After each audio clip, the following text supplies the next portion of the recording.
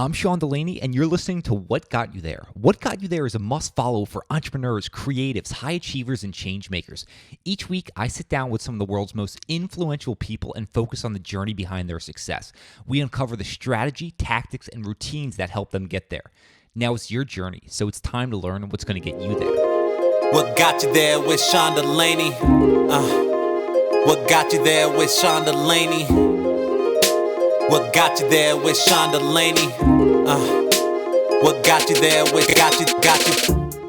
And each of those pivots was, I think, rooted in this belief that anything is possible, that I get to write my own life story, and my story doesn't write it for me. My story doesn't become my identity. I get to take control, and I get to determine the direction of my life. Got you there with Sean DeLaney. Ozan Varol is a rocket scientist turned award-winning professor and author of the new book, Think Like a Rocket Scientist: Simple Strategies You Can Use to Make Giant Leaps in Work and Life.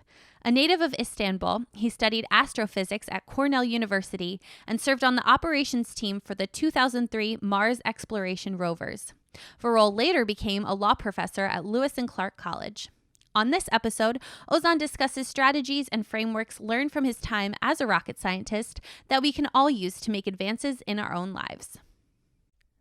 Hey, it's Sean, and before we get started on this week's episode, I wanted to share what I've been working on behind the scenes for the past few months, and that's my new technology job hiring startup called Culture Finders. Culture Finders is here to save the millions of people from working in jobs they hate and dread going to every day.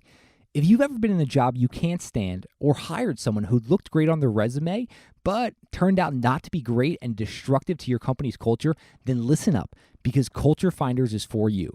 Culture Finders is a technology-backed talent matching service that connects job seekers with employers based on optimal culture matching, so both parties can seamlessly merge together. When you create a profile, you'll receive your culture connection score and get matched with your dream company based on maximal compatibility and shared interest. To create your profile, all you have to do is play our fun brain games, uncover your unique personality profile, and answer a few questions. That's it. You're just a few clicks away from connecting to the opportunity that's been waiting for you. If you're a job seeker looking for that dream job or run a company who wants to save the headache of bad hires, head to culturefinders.com to get set up with your culture connection score today. That's culturefinders.com. Ozan, welcome to What Got You There. How are you doing today? Great. Thank you for having me on. Yes, we were just talking here a second ago. Anytime someone puts out work, I really do enjoy. It's always so much more enjoyable for me to talk to them. But before we dive into your work, I'd love to just get a little context into who you are, where you came from, and some of those experiences. So let's begin back in Istanbul, where you grew up. And I'd love to know just what led to you developing that deep fascination for both astronomy and astrophysics. You know, I grew up in Istanbul, and we were living in this small apartment, and I was probably like 4 or 5 years old, and we used to get blackouts all the time, which would just terrify me. And my dad came up with this game. Whenever we had a blackout at night, he would grab my soccer ball, and then he'd light a candle, and then he'd rotate the soccer ball around the candle to show how the Earth rotated around the sun. And those were my very first astronomy lessons, and I was just hooked from the get-go. And as I grew older and started to learn English, I began to develop just a fascination with science fiction. So I would just devour books by, like Isaac Asimov, for example, was one of my favorites. Arthur C. Clarke, Ray Bradbury. And I would watch the original Cosmos series by Carl Sagan before Neil deGrasse Tyson did the show. And so those were my first entryways into a fascination with astronomy and astrophysics. And I knew if I stayed in Turkey, my path would be limited in many ways because Turkey didn't have a space program, whereas in the United States, that's the frontier of rocket science, NASA, and I had watched footage of Neil and Buzz walk on the lunar surface, and that was where I wanted to be. And so my escape ticket out of Turkey was getting admitted to a university in the United States. So I applied to the top universities for astrophysics, and got into Cornell, which was very exciting for me because Carl Sagan, one of my personal heroes, used to teach there. And a few weeks before I arrived on campus, I emailed. I was researching what the astronomy department was up to, and I saw that one of the astronomy professors there was in charge of this NASA-led mission to Mars. It would eventually be called the Mars Exploration Rovers mission.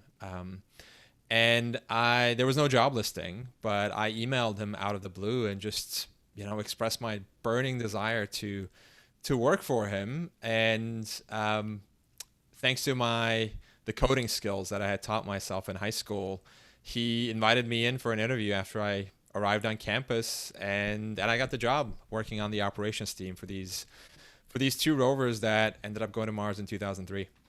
Was that Steve Squires?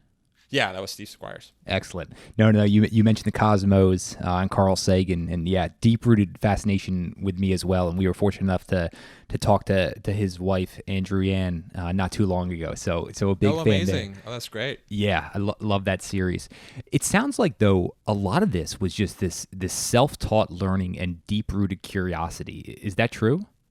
It is, yeah. And I think, I have to give a lot of credit to my parents here. I think a lot of well-meaning parents stifle their children's curiosity. My parents did the opposite. They gave me a lot of autonomy when it came to the really important life decisions, and also just sort of like allow me to pursue my curiosity wherever it might lead.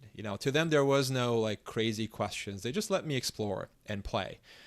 Because if you watch children, they're all naturally curious and self-driven, but then a lot of social conditioning, and particularly the education system, kicks in to stifle much of that curiosity. I'll give you an example of how my parents went about encouraging my curiosity and my self-driven nature.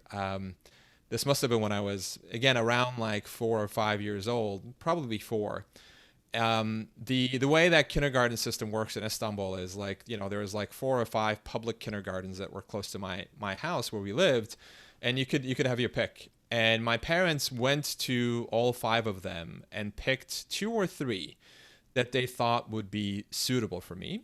They came home and they said, it's time for you, Ozan, to start kindergarten, and you get to pick which one you're going to attend. And so we went and toured, and they didn't tell me this, but they had already settled on 3 basically that they were equally acceptable to them, and they let me pick. So we went into the 3 kindergartens, and I would ask them like the questions that I thought were important at that age, what kind of toys they had and what kind of books they had. And in the end, I picked the kindergarten that I ended up attending. And that really was a formative moment for me, and very much emblematic of the way that my parents raised me. I mean, they did set some boundaries, certainly. And one boundary in the case of this decision was, for them to filter out the ones that they found acceptable, but then they gave the ultimate choice to me. And that was really empowering. And I carry that mindset throughout my life. Yeah, if you're fast forwarding to later in life, I'm thinking if you're running a business or even a small team, to kind of set some guardrails, some parameters, but then giving your people the autonomy. Is that hold true today? Exactly. Yeah. That is so important.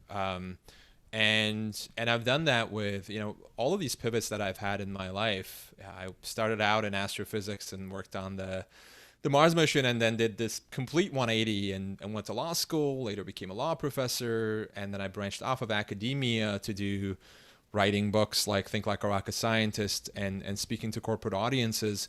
And each of those pivots was, I think, rooted in this belief that anything is possible, that I get to write my own life story, and my story doesn't write it for me. My story doesn't become my identity. I get to take control, and I get to determine the direction of my life. And that all goes back to the way that I was raised. That's a very powerful feeling when you take that approach to life, isn't it? It really is. I mean, it can be super scary too.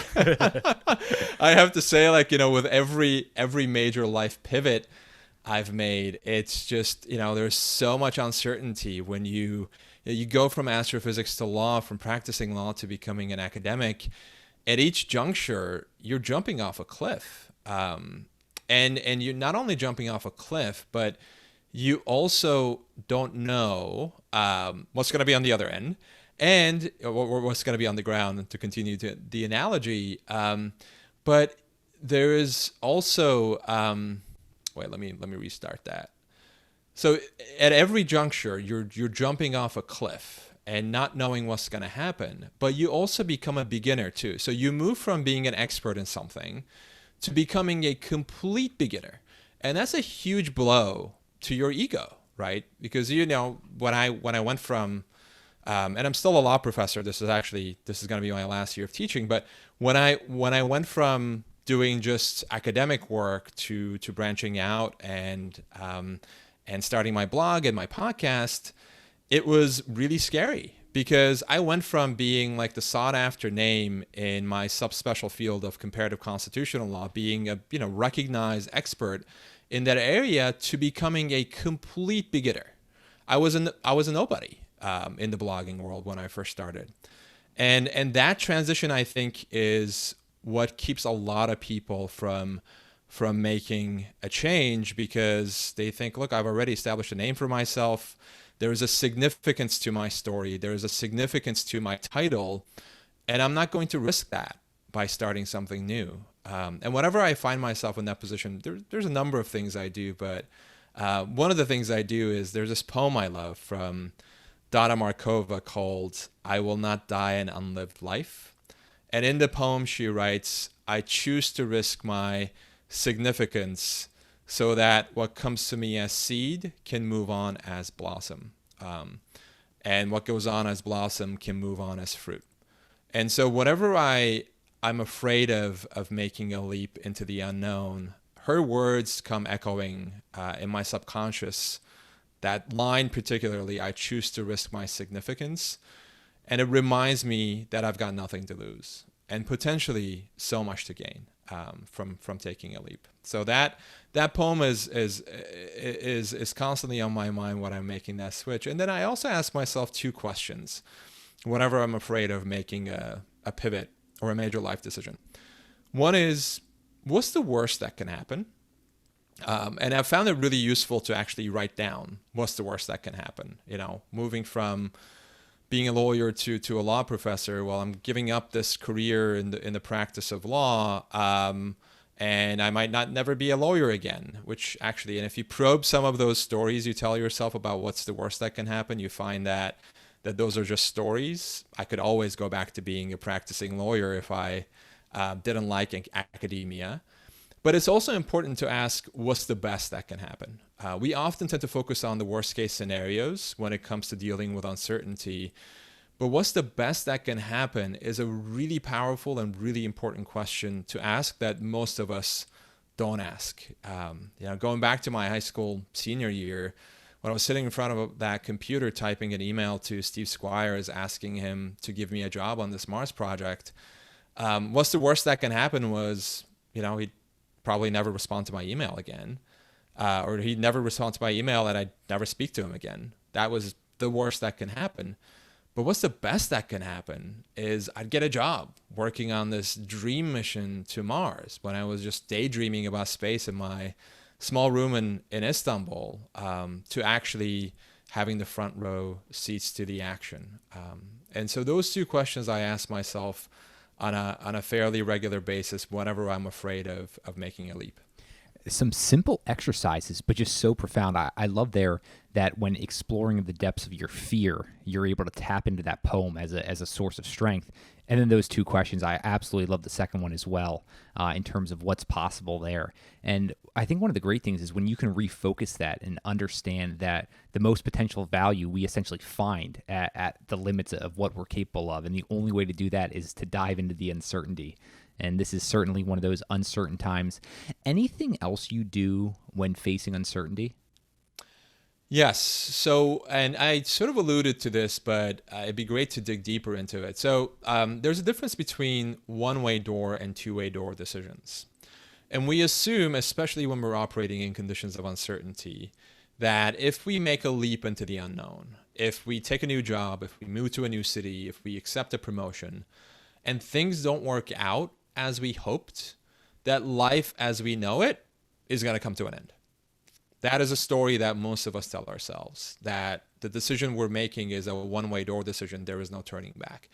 But most of our decisions in life happen to be two-way door decisions. In other words, you can step into an uncertain environment, this dark room. You can walk inside, turn on the light switch. If you like what you see, you can stay. If you don't like what you see, you can always walk back out.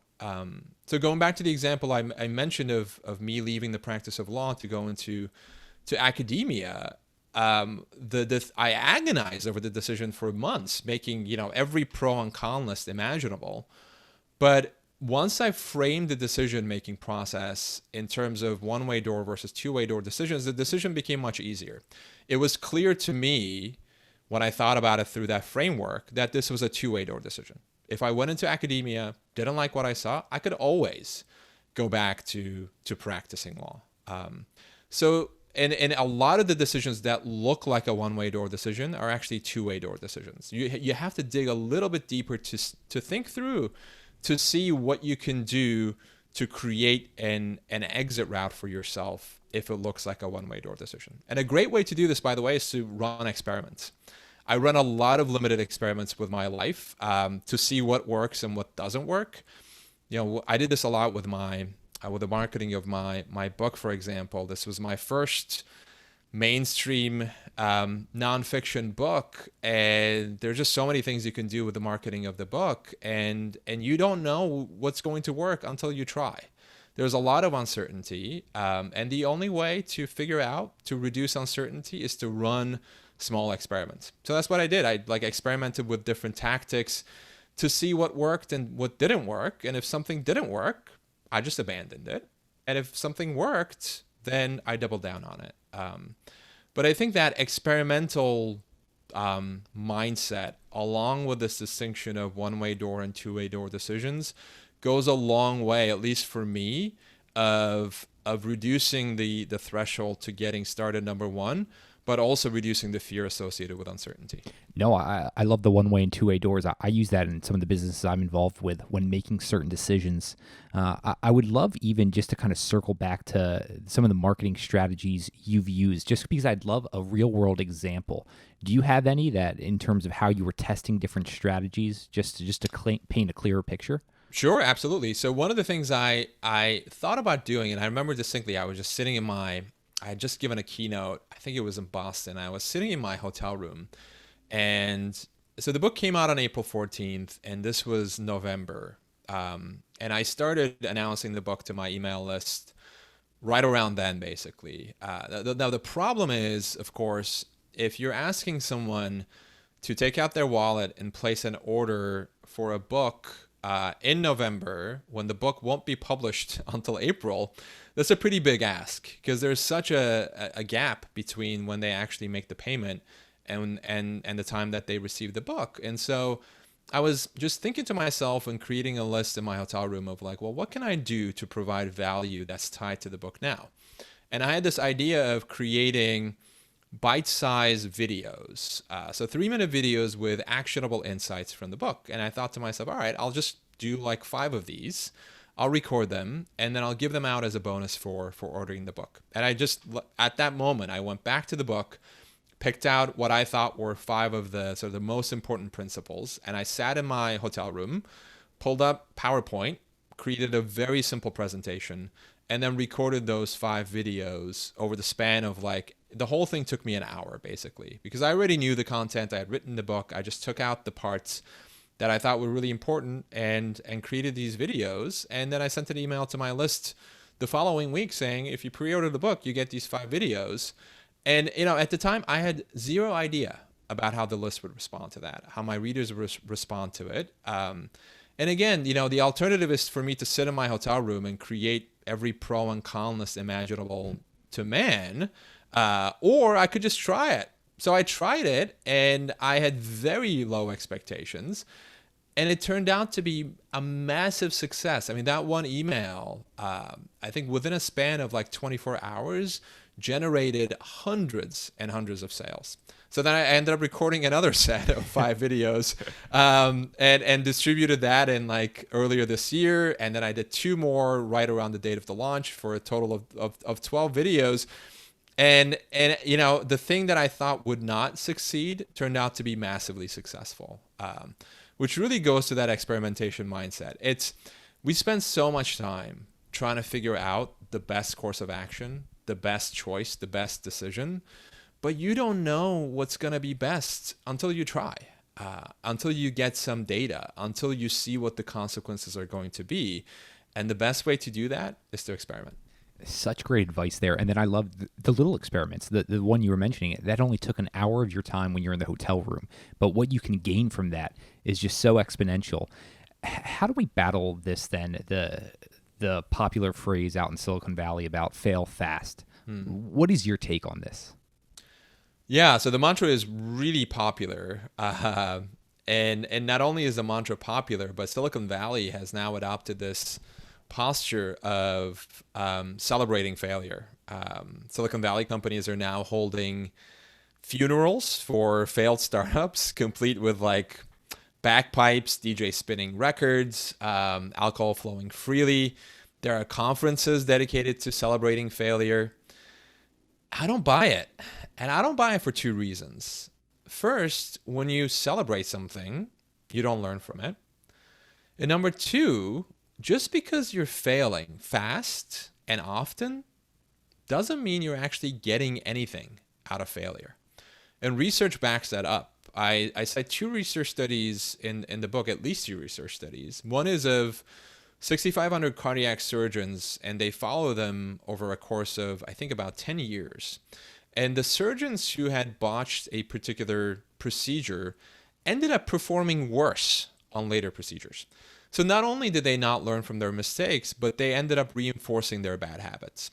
In other research studies from the business world, it compares the success rates, which the researchers defined as taking a company public, of failed entrepreneurs, so entrepreneurs who had previously started a business and they had failed, and they compared the success rate of those entrepreneurs versus first-time entrepreneurs.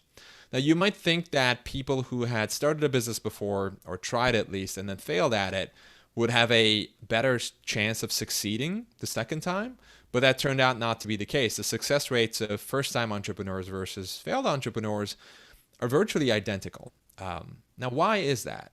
Well, I think it's because when we fail, we tend to externalize it. So we blame other factors. We blame bad luck. We blame the consumers. We blame the regulators. But personal culpability usually doesn't make the list. And so what happens then is when we don't do that soul searching, when we don't figure out what went wrong, when we don't figure out the bad decisions we made, the mistakes we made, we end up just repeating the same behavior over and over again. So failing fast ends up being moving from one failure to the other, doing the exact same thing that you did before, but hoping that the wind blows in a better direction. Scientists in general take a much different approach to failure. The goal with experiments is not to fail fast, it's to learn fast. The goal is to get data. And by the way, failure can be the best teacher if you know how to approach it properly.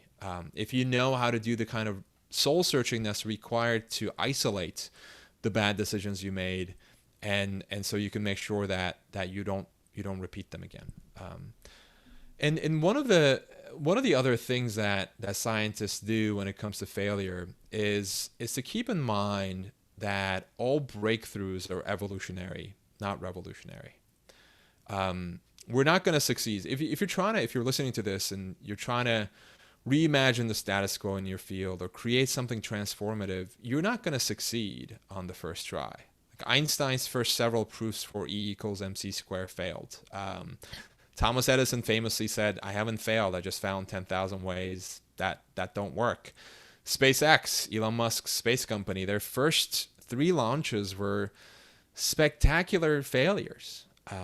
But as long as you're learning from each failure and improving with each experiment that you're running, then you're eventually, in the long term, going to accomplish extraordinary things. And SpaceX is a great example of this. Just a few weeks ago, they became the first private company in history to put people into space and into the International Space Station.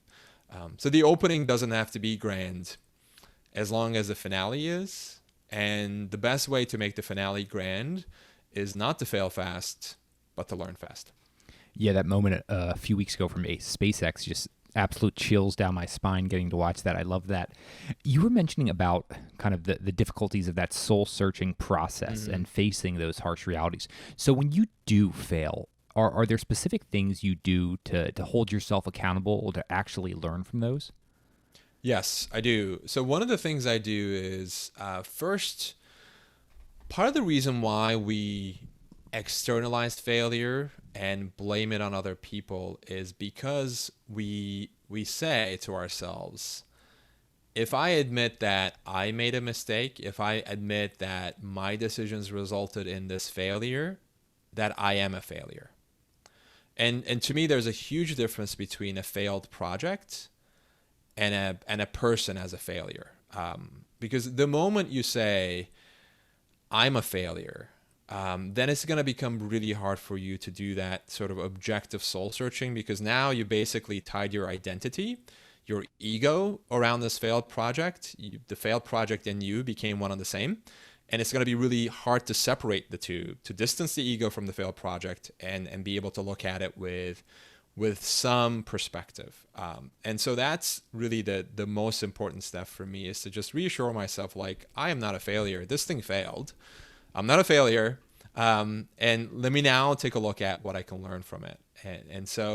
And I call this sort of this moonshot debrief. And whenever I'm taking a moonshot, whenever I'm experimenting with something, and I do the same process, by the way, after failure and after success. That has a way of taking the focus off of the outcome and pivoting me back to what matters, which are the inputs, the processes, the decisions I made. And I ask myself, what went wrong with this failure? Why did this fail?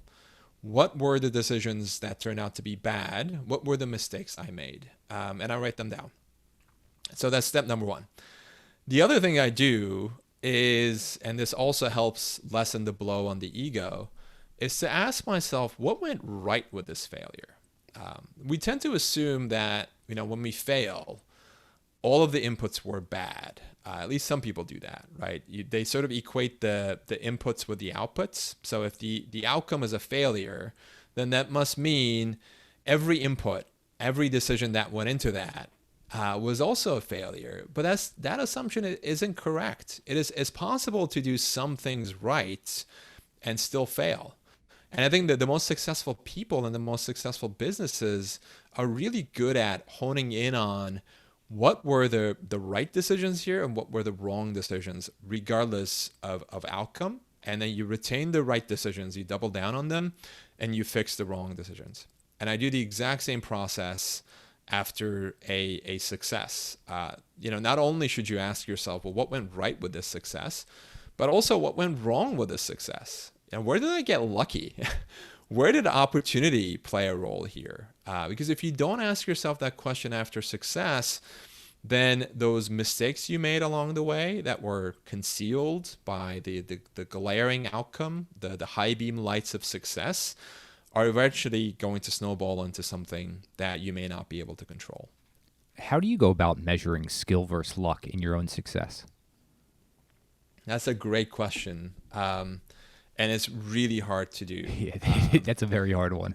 Yeah, really hard one. And often it's a matter of like having done the same thing a number of times and sort of like looking at it from the perspective of, say, you try something 3 times and you succeeded once and failed twice. And then you look closer and you're like, okay, the first time I succeeded, it's because I got lucky. But you need that time horizon, I think, to be able to really separate out skill from luck. And so that's number one. And number two is, often I find outside perspective useful in figuring out that distinction between skill, between right decisions and luck. And so my wife, Kathy, is she's a sounding board for everything I do.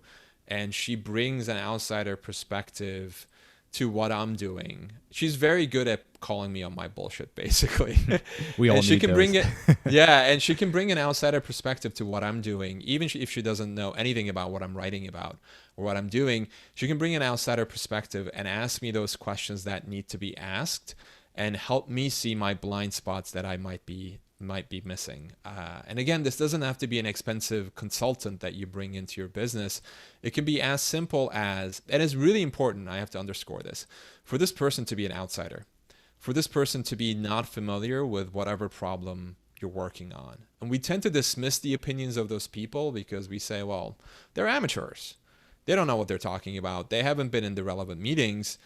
But it's precisely because of that their opinion is valuable.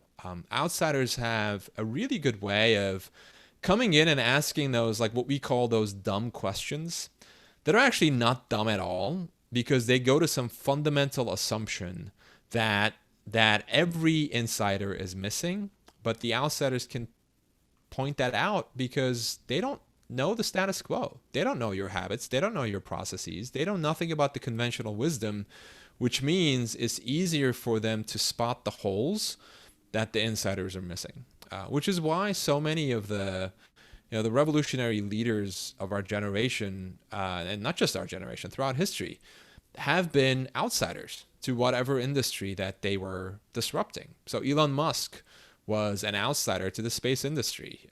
He picked up rocket science by reading textbooks on a beach in Rio de Janeiro after he sold PayPal to eBay.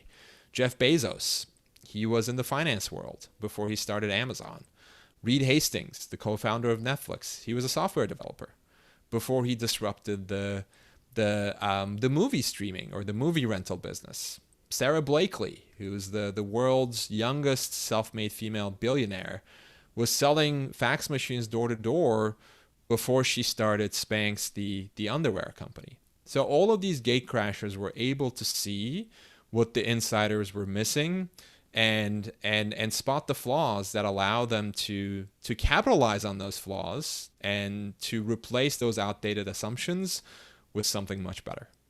No, that's fantastic. Taking a very difficult topic to understand and laying out those two excellent frameworks in terms of understanding time horizons and then also the outsider's view. One other thing, and I'd love to see if there's any holes or ways I go about this. One way I try to distinguish between luck versus success is just doing a decision journal. So when I'm making a big decision on the onset, I write down why I'm doing this. So that way, 6 months, I can go back and I can say, oh, you know what? No, I'm trying to create a new narrative in my head. This is actually why I made that decision. Are there any ways I could do better with my decision journals?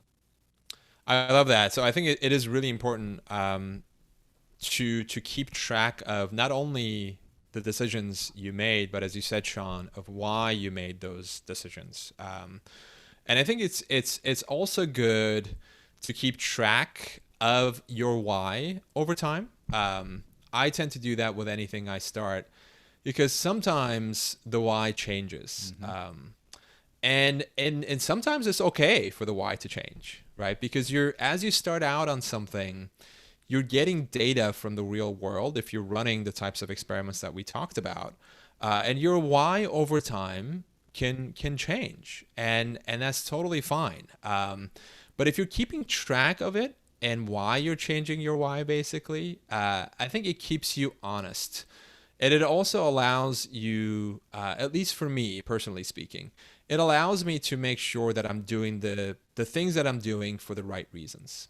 Because if I don't document my whys, then it's really easy for my ego to jump into the driver's seat and do things simply for the gold star, right? Simply for the accolades, simply for external accomplishments. But my why in the world, my general why, is like helping people reimagine the status quo, for them to question conventional wisdom and find a better way forward. And everything I do, every decision I make, is through that filter. That's the broad umbrella, and then of course there are smaller whys within that change over time.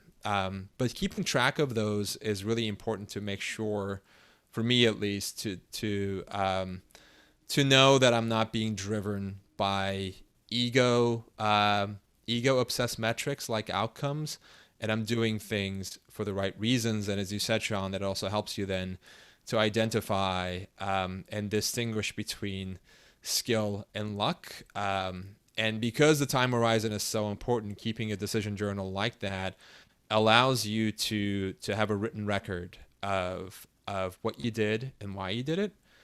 And I think the other step in this is review. So it's one thing to document decisions and why you're making them, but if they're just sitting there, then they're collecting dust. And it's great that to write them, but I think it's also important to have a process for going back and doing reviews at the end of each project. So I did this for my book, for example. So the book launched on April 14th, and it's been selling really well despite the pandemic and everything that was going on in the world. But I sat down and basically reviewed all of the decisions I made up to that point and why I made them, while everything was still fresh in my head. And I was able to pinpoint the bad decisions, and I was able to pinpoint the good decisions as well. And so, going back to the video example I mentioned, the reason why I knew that that wasn't just luck was because I tried it 3 times. And I had a record of exactly how many book sales each video bonus produced. And the same basically bump in sales resulted every single time I announced the bonus.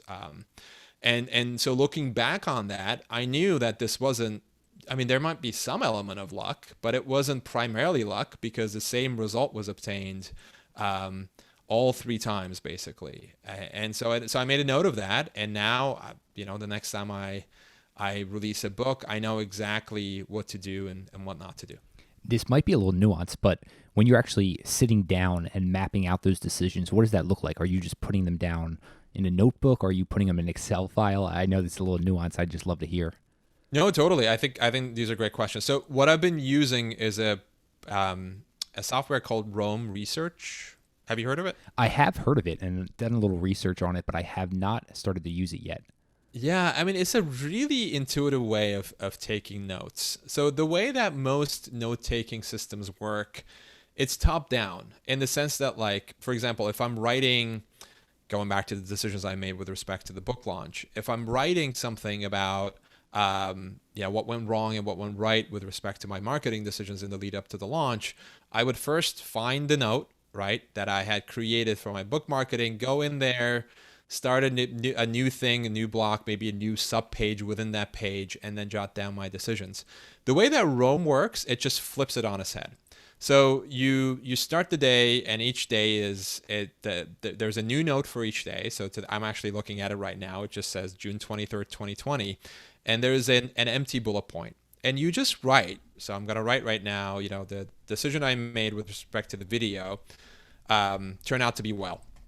And you can put brackets at the end of that saying book marketing, and that bullet point gets automatically added to your book marketing note. So it's a way of sort of building notes from the ground up. And I find it really intuitive in a way that the top-down approach isn't. It just created a lot more work for me. So now I'm using Rome, and I absolutely love it. It's really revolutionized the way that I take notes. I find it much more intuitive than traditional note-taking programs, and I use it all the time because that way I can have 10 different bullet points with different hashtags at the end of each bullet point, and those get automatically cataloged in the right place. And then I can just type, book marketing, and that will pull up every single reference I ever made to book marketing in a really speedy way. Yeah, I feel like I've been on that hamster wheel of finding a great note-taking system now for years, so maybe I'll have to dive in and finally check out Rome Research. You used the phrase a moment ago, from the ground up, and I would love to know your from the ground up approach to learning new things. So I'm not talking about skills you already have and trying experiments. What if you're approaching an entirely new subject? Where do you even begin? Yeah, that is a great question. I do a number of things. So I'm trying to think of like what things I've learned recently. Let me actually I'm going to begin with what not to do, and then I'm going to switch to what to do. Yeah, that's always very helpful. Okay. Yeah, that'd be great. Yeah. So what not to do is copy and paste other people's tactics. So and especially this gets really amplified in periods of uncertainty. But in periods of uncertainty, we tend to copy and paste what other people are doing, assuming that they know something that we don't. And so if you're, say, starting a blog or an email list, and that's something that you want to learn how to do, how to blog and how to create an audience through email, you could look to other people and copy and paste their tactics with maybe marginal changes. And that approach usually doesn't work well. It doesn't work well because you're not asking yourself the strategic questions of what are these tactics actually serving? And by the way, imitation eventually makes the trend obsolete. So one of the trendy things to do right now is boost your following on Instagram. I think that's an advice that you probably hear quite frequently when it comes to growing an audience is, jump on Instagram and grow your following there. And then people go and sort of copy the tactics that other people have used to grow their Instagram followings without pausing and reflecting and asking, well, wait a minute. Instagram is just a tactic. These people, what they're doing to grow their Instagram following is just a tactic. What is the strategy here? What is this tactic in service of? If you don't ask that question, then you're simply copying and pasting other people's tactics and assuming that if you just repeat what they're doing, you're going to get the same results, which turns out not to be the case. In many cases, you can't copy and paste somebody else's route to success. So what I do is to ask myself the more strategic question.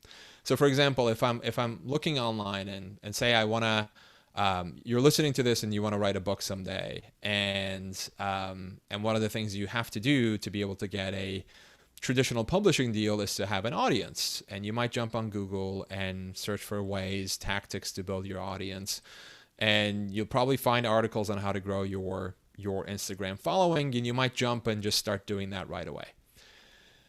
That approach is flawed. The better way to approach it would be to ask, well, what is Instagram in service of? What is the broader strategy here? The broader strategy is building an audience who's one day going to buy your book. The strategy for book marketing for me was trying to get the ideas in the book out to as many people as possible. When you find the strategy of actually what you're trying to achieve, and you define why you're doing what you're doing, then you're able to pinpoint the tactics that are not going to be successful to that ultimate goal. If you look at the data for Instagram, for example, it works for some industries. It's terrible for authors. For authors, the data shows email lists tend to convert a lot higher than social media like Instagram does. So that's one of the things I do whenever I see methods online of doing something. I always ask myself, is this a tactic or is it a strategy? And the way I do that is tactics usually tend to be the what questions, right? The tools you're using, the actions you're taking. And then strategy tends to be the why. And if you move from the what to the why, you'll be able to step away from flawed tactics and often see what other people are missing. And so that's something that I do on a regular basis. No, that's very helpful and something you can obviously apply across multiple domains there. I take it, and just based on your career so far and the number of different domains you seem to be able to already conquer, that you're just a continual improver, continual learner. If we're thinking about a musician or even an athlete, they practice certain things every single day. Are there certain things like that where you're operating more in a knowledge space that you're doing every day? Writing, I do every day, and I'm a big believer in deep work, and I highly recommend Cal Newport's book with the same title there. And writing, I approach it as very much like a workout. It's all about reps and sets. And the more that I can write, the better off my thinking is going to be. because I often find that like I don't know what I think about something before I write it, before I write about it. So I'll sit down every morning and carve off at least 2 hours to sit down and write. And it could just be writing and pulling up a note and own research and just writing free flow. It might be writing part of a book chapter. It might be writing a new blog post.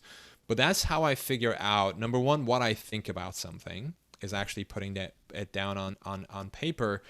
And number two, it's also a great way to learn what you're digesting.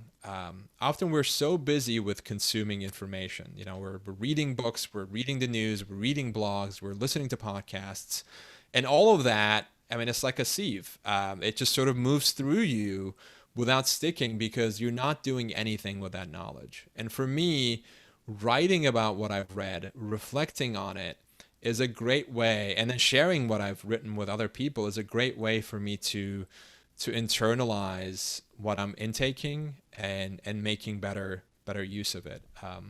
And one of the other things I do is when I'm thinking about a subject, I write about it first before reading what others have written about it. And the reason I do it is if I just jump into looking to what other people have said about something, inevitably my perception is going to be colored by what they've done. I'm going to be anchored in their opinions, and that's going to completely skew my judgment. And so before just jumping into Google and typing search queries to try to figure out how to do something or what to do about something, I just write, and I put down my own thoughts about it, which is one of the key things to creativity is developing that that mindset of carving out time to do independent thinking before looking to what other people have done.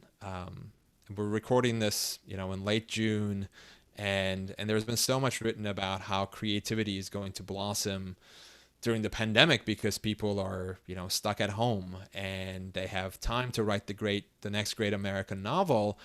I'm much more skeptical about that because I think our digital consumption has skyrocketed during the pandemic.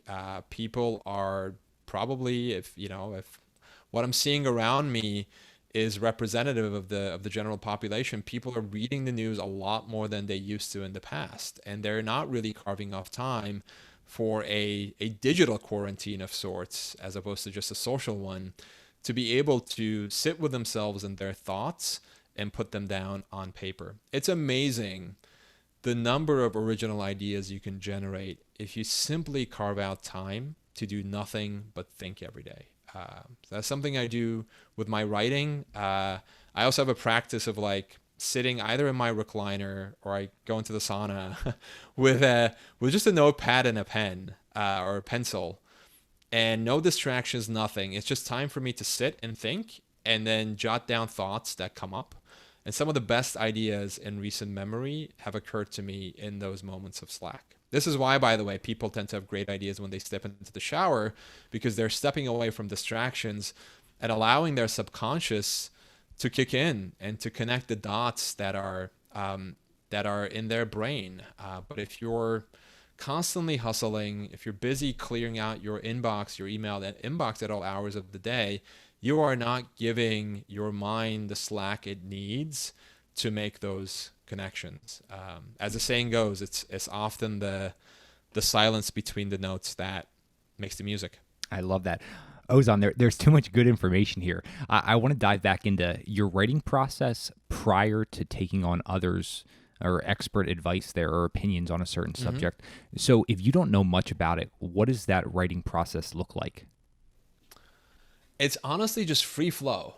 So if I'm thinking about something, say I'm trying to think of a recent example of this. Okay, yeah. So I written this article, maybe this was a few months ago, about diversification. And there's a lot written about diversification when it comes to finances, right? You don't want to just invest in all of your money in Amazon.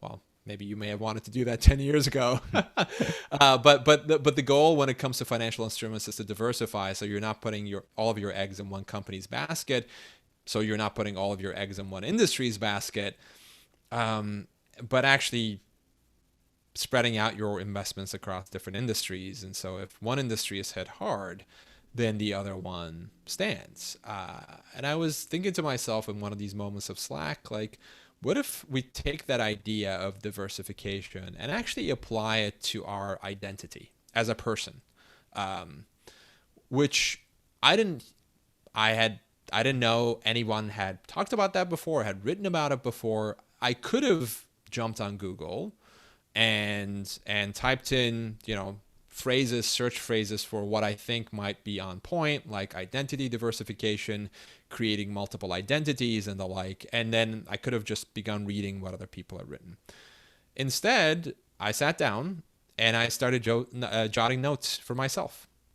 And I started to think about like what it means to diversify your identity and why that might be useful. And I was looking at, my own life, and I had diversified my identity by, not only being a law professor, but I had a podcast, I have a blog, I do corporate speaking, and all of these different levers. And I look back on that and I said, well, wait a minute, like, why did I do this? What is the benefit of spinning these multiple identities, and why might it be useful? And then I just started jotting some thoughts about why that might be the case. I think one of the upsides is when you're dabbling in different things, you're allowing room for cross-pollination of ideas. You can take ideas from one industry and apply them to others. That's how a lot of innovation starts. Is like what's common in one industry tends to be breakthrough in another. And so this allows me to take ideas, for example, from rocket science and apply them to business, or apply them to law. So that's one benefit of that, I thought to myself. Another benefit of it is taking the sting out of failure. So when I have multiple identities, when I'm playing in these different sandboxes, and if one of these identities isn't going well, so for example, let's say like, the pandemic happened, a lot of in-person events got canceled, and so my corporate speaking came to an end. I later sort of pivoted to a virtual format, but setting that aside, I think my speaking platform, I know, took a pretty major hit. If I had defined my identity only as a speaker, that would have been crushing. That would have been really hard, both financially speaking, but also from an ego perspective. If that's the only thing you do and you can't do it anymore, that's a huge blow to your ego. But if you identify it as a number of different things, well, okay, so the speaking thing sort of went away for a little bit. Well, I can lean on the blog. I can lean on my day job as a law professor. And so I came up with these ideas and ended up writing a blog post about it before I read anybody else's take on point. Because if I had done that first, if I had read somebody else's take, what I would have put down would inevitably be colored by what they were saying. And if I had anchored myself in their opinions, I may have missed some of the insights that actually ended up appearing in my blog post. That is excellent. I've been so busy here just taking notes. I feel like every single one of your answers I could unpack in 30 different ways there.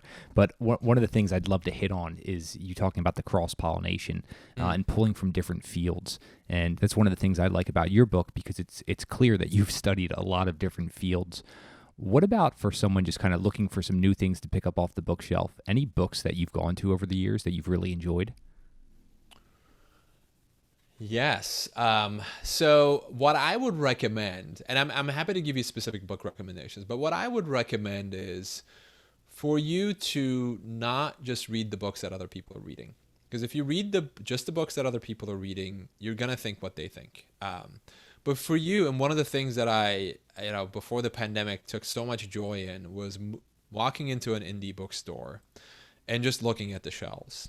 And looking at old releases, not just the new releases, not just the shiny new object that everybody's talking about, but look back at the books that have stood the test of time. Just walk the shelves and see what jumps out at you.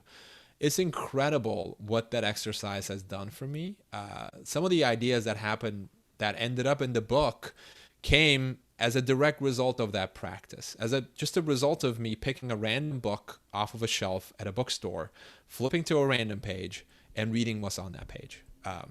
So, and that's a practice that anybody can cultivate. It takes some intention, because the way that things work these days is like, well, you hear about a book on a podcast and then you go to Amazon and you buy it. There is zero room for serendipity. There is zero room for unexpected insights to come about. And so you have to be intentional about it, which means walking into a bookstore and browsing the shelves. And so to that end, though, and to the idea of cross-pollination, one of the books I really enjoyed, and this is a new release, it's fairly new release, I guess, at this point. It came out, I think, a few months ago, but David Epstein's Range, Why Generalists Triumph in a Specialized World. If you're interested in this idea of the benefits of cross-pollination, I think that's an excellent, excellent book to read. And if you're looking for an old release, some of the language in the book is outdated, but the ideas and principles I really enjoyed reading about. It's called Teaching as a Subversive Activity. And it's basically, the thesis is that our education system is completely broken because it's built on this model that's based out of the industrial age, where an authority figure steps up in front of the classroom and conveys knowledge to students, and then the students just sit there, passively intake that knowledge, and then they spit it out on the exam. And the book talks about how that is just wildly disconnected from reality and offers alternative ways, not just to teachers, but to parents, to business leaders, to go about generating change and developing the creative thinking and critical thinking skills in the people that they serve, and the students and the children and their employees, that's so necessary to thriving in the real world. And the book was written decades ago, but it's just as important now than it was when it was written. No, Ozan, thank you for providing that framework in terms of how we can find new things that are different from what everyone else is reading, because I'm in agreement there. You definitely need to be reading outside both your comfort zone and then what everyone else is. And then David Epstein's book, Range, we've been fortunate enough to have him on, and that is an excellent read. I have not heard of the other one, so I'm looking forward to diving into that. But let's dive even a little bit more into your book here as we wrap up. Think Like a Rocket Scientist. First and foremost, what is it like to be a rocket scientist? Rocket scientists tend to be thrown in their own corner. It has the saying, right? It's rocket science, or it's not rocket science. This is just reserved for geniuses. And I wanted to bust that myth and write a book about how you don't have to be a rocket scientist to think like one. And so the book is not about the science behind rocket science, but it's about the frameworks, about the creative thinking and critical thinking skills that you can apply regardless of what you do. So I wanted to write just a really accessible book with 9 simple strategies from rocket science that anybody can use to make giant leaps in work and life. And you ask, well, what it's like to be a rocket scientist? I opened the book with telling the story of President John F. Kennedy stepping up to the podium at Rice University Stadium and pledging to land a man on the moon and return him safely to the Earth before the decade was out. Now, at the time, that promise, that pledge, was quite literally a moonshot. People in the audience thought that Kennedy was crazy. NASA officials thought that he was out of his mind because so many of the prerequisites for a moon landing hadn't been invented yet, hadn't been done yet. No American astronauts had worked outside of a spacecraft. 2 spacecraft had never docked together in space. NASA didn't know if the lunar surface was solid enough to support a lander. JFK said some of the metals required to build the rockets hadn't even been invented yet. So we jumped into the cosmic void and hoped that we'd grow wings on the way up. And grow those wings we did. Neil Armstrong took his giant leap for mankind just less than 7 years after Kennedy's pledge. And just to put that in perspective, a child who was 6 years old when the Wright brothers took their first flight, which lasted like 12 seconds and moved 100 feet, would have been 72 when flight became powerful enough to put a man on the moon. That giant leap happened within a single human lifespan. That's just 66 years. That's an astonishing speed. And we tend to attribute that giant leap to technology. But really it was a giant leap that should be attributed to these rocket scientists and to a thought process that they used to turn the seemingly impossible into the possible. And I wanted to share that thought process with the rest of the world and help non-rocket scientists think like a rocket scientist and look at what seems like impossible and what seems like science fiction and actually create, well, turn that into fact, turn science fiction into fact, take what's seemingly impossible and turn that into the possible. Yeah, Ozan, something I want to highlight is just how accessible your book is and the frameworks, the strategies. Believe me, you do not need to be a rocket scientist. This was a read I really did enjoy and got so much useful, practical, applicative uses that I can use across business, my own life. So I appreciate the work. One final question, then we'll let the listeners know where they can stay connected with you. If you could sit down for an evening of interviews with anyone dead or alive, but not a family member or close friend, who would it be? And I can pick just one person? If you've got multiple, I'd love to hear. Okay. The first person that popped to mind was Albert Einstein. Perhaps an obvious answer, but I wouldn't want to talk to him about, his special theory of relativity. What I would want to talk to him about is how he managed to retain his childlike curiosity for most of his life. That goes back to something we talked about before, how curiosity is just beaten out of most people over time. But how he managed to approach the world with such wonder and such inquisitive thought, and how he managed to not do the copying and pasting that few people in his field were doing, and managed to write this groundbreaking paper on the special theory of relativity when he was just a patent clerk in a Swiss patent office, a complete outsider to the physics establishment. How he managed to do that and how he managed to retain that over time, because it's so hard to do. So his name definitely jumped to mind. And then, and another name that jumps to mind is, and I mentioned her name before, but Sarah Blakely. And I really admire her relationship but first of all, she seems like an awesome person. Having watched interviews with her, she's just so charming and down to earth, despite all of her accomplishments. But I want to probe her approach to failure, because it's so refreshing. In a society, well, we have these two extremes that we talked about before. Either you fear failure to such a degree that it becomes paralyzing, or you celebrate failure and you learn nothing from it. And Sarah Blakely, from what I've read about her, takes this middle ground approach, and she attributes that to the way that she was raised. Her father, when she was growing up, would ask her two questions regularly. What have you failed at recently, and what did you learn from it? And Sarah credits much of her success to those two questions, because by asking those questions, her father gave her the breathing room to tackle interesting problems and, yes, to fail from time to time. For him, failing to try was far more disappointing than failure itself. So I think she'd be a fascinating person to talk to, not only because she was a complete outsider to the industry that she ended up disrupting, but I think she has a very refreshing approach to failure. And then I'll add one more name to the list, and his name also came up, Carl Sagan.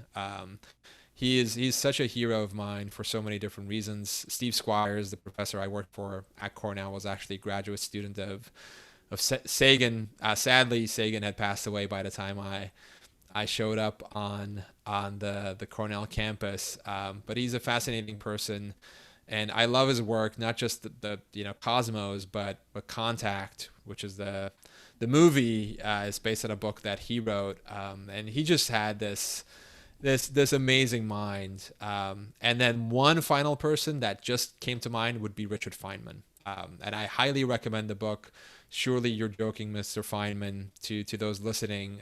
He's a Nobel-winning physicist and really esoteric character. And he lived a life of cross-pollination. He dabbled in so many different things. He defied all sorts of stereotypes that you might expect from a Nobel-winning physicist. And I think he'd make for a great conversation partner. What I would do to have a dinner with all four of them. Incredible answer. Ozan, the book is Think Like a Rocket Scientist, Simple Strategies You Can Use to Make Giant Leaps in Work and Life. Excellent read. I love the book. Where else can the listeners stay connected with you if they want to learn more? The best way to stay in touch with me is not social media, as we discussed. I have social media accounts, but I'm not active on them. So the best way to stay in touch with me is through my email list, and you can sign up for that by heading over to weeklycontrarian.com. The email goes out to over 22,000 subscribers every Thursday and just shares one big idea that you can read in less than 3 minutes. And again, that's weeklycontrarian.com. We'll have that linked up in the show notes. But once again, I can't thank you enough for joining us on What Got You There. My pleasure, Sean. Thank you so much for having me on. You guys made it to the end of another episode of What Got You There. I hope you guys enjoyed it. I really do appreciate you taking the time to listen all the way through. If you found value in this, the best way you can support the show is giving us a review, rating it, sharing it with your friends, and also sharing on social. I can't tell you how much I appreciate it. Looking forward to you guys listening to another episode.